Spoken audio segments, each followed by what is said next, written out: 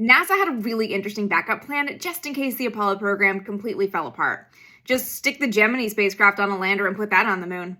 And it would have worked. So here's the brief version of what the lunar Gemini would have looked like according to McDonnell, the company that built the spacecraft. There were a few possible configurations, all of which are shown right here, but they all kind of followed the same basic structure. Up top, if we're going in a vertical stack, was the spacecraft. Below that was the service module that would hold all the consumables for the mission, just like it did on Apollo. Then there would be the terminal landing module that would have legs, giving the spacecraft 44 inches of clearance of anything that might get in its way when it landed.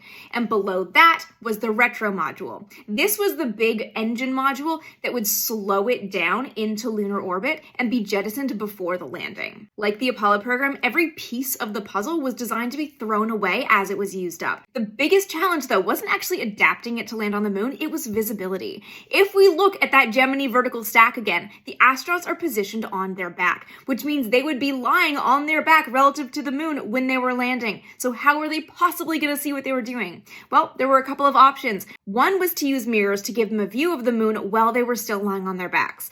Another was to use a bubble canopy. This would have the astronauts depressurize the spacecraft in situ, like while orbiting the moon, put this little bubble canopy in, then roll around to lie on their stomachs and look down at the moon as they were landing.